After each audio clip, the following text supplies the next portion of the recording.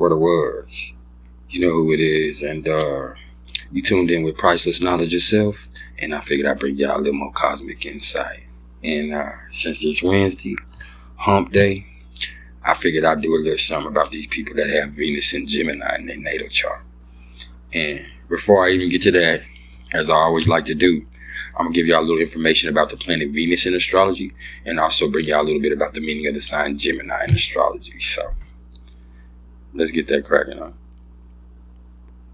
What is Venus? Venus is the second planet from the sun. It's never more than 47 degrees away from the sun. It's extremely feminine energetically. It rules the signs of Taurus and Libra, as well as the 2nd and 7th houses of the zodiac chart. And as I've told y'all before, Venus is all about pleasure, especially the pleasures we derive from something we share with another individual. It's about love, harmony, money, marriage, business partnerships, close friendships, and beauty. Venus is about spreading happiness and tenderness, and it also at the same time teaching us to love and appreciate the things that we possess. It's about the arts in each of our individual sense of the aesthetic. It really wants us to indulge our senses and revel in the beauty of the universe. Luxuries of all kind are pleasing to Venusian energy, and it really wants us to deal in the exquisite. To Venus, this is an extremely sensual, not necessarily sexual, but an extremely sensual world. So what is the sign of Gemini? Gemini is the third sign of the zodiac. It rules the third house. It's ruled by the planet Mercury, and it lords over the hands, arms, and lungs. And its symbol in the twins, and for me its mantra is, I think. This is mutable air, and Gemini dwells in the realm of the mind and how we express ourselves communicatively, whether that be verbally or literary. Gemini is about collecting information and the fun we get in sharing it with other people. Gemini energy is fun, and often it's like the life of the party. One thing it ain't, I promise you, is boring. I like to think that wherever Gemini shows up in the chart, it shows how we think and ultimately communicate those thoughts, and also the fun we get from whatever energies get, in that house that it's in. Gemini is flirtatious, beautiful air energy. It's light, So what happens when you have Venus here? The first thing that comes to mind for me when I think of Venus and Gemini people is these people want their mind made love to first. These people value activity, changeability, youthfulness, wit, intelligence, and variety. They are pretty much always on the go, and they are attracted to people with an active mind and that don't, get too emotionally attached to them, preferring someone with a detached quality that gives them freedom over a clingy motherfucker that's always needing attention.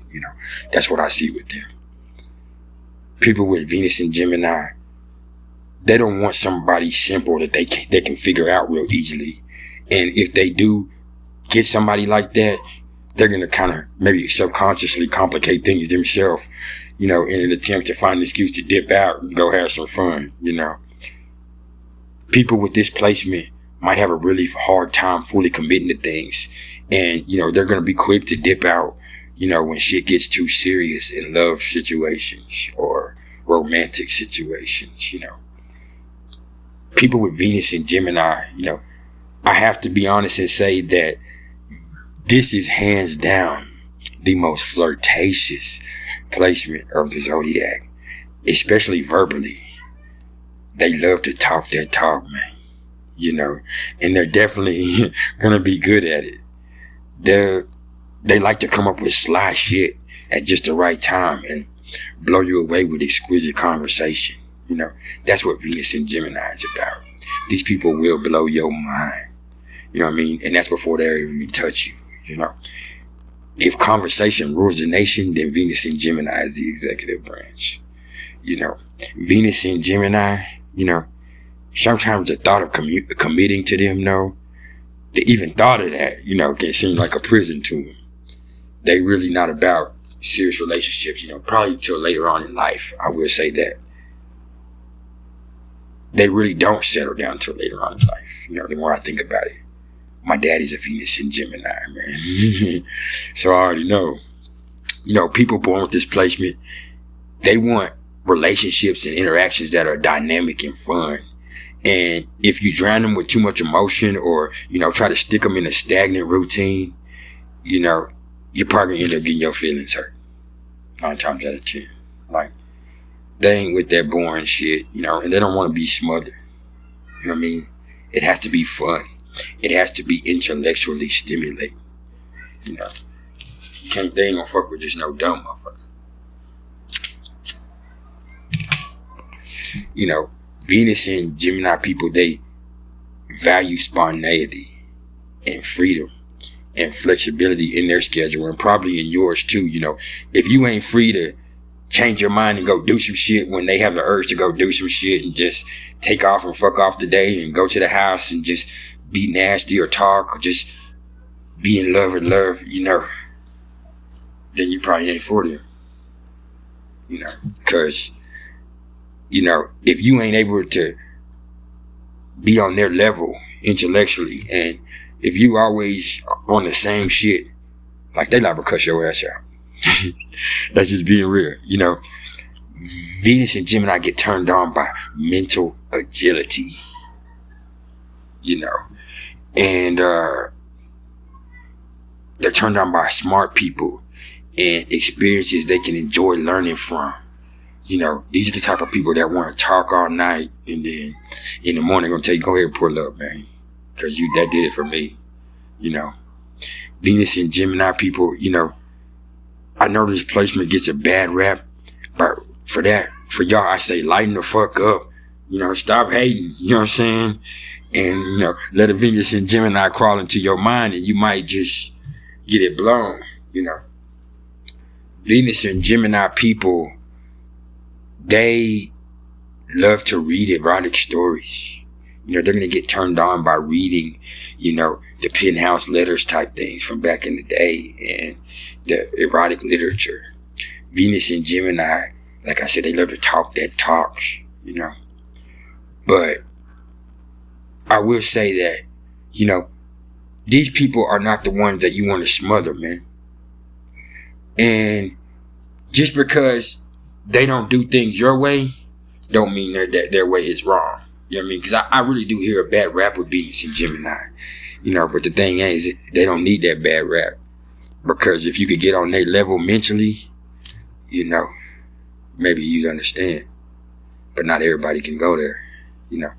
Venus and Gemini, I will say that if you are not a strong-minded individual, you're probably going to get your heart broken, your feelings hurt. That's not what they about. When Drake says, I'm here for a good time, not a log time, alright? That's Venus and Gemini, man. And so, this was what it was, y'all. Everybody ain't always gonna agree with everything I say, but that's okay, man. Remember, no matter where you got Venus at in your chart, no matter where you got Mars at in your chart, or Pluto at in your chart, you'll be alright. Because it's gonna bring blessings and curses no matter what you do. It's all about how you do things, not really what you be doing. And just because you build like that, don't mean you gotta build like that. And if you're familiar with me, please like, share, and subscribe. And if you're interested in astrological readings, you can either hit me up in the comments below or email me at mr.turner1300@gmail.com. Hey, man. There's motherfuckers with Venus and Gemini out here. If you don't like it, just stay away from them. But I love it. You know what I mean? I love all y'all. No matter where Venus is placed. You know what I mean? I just need your help to help all y'all.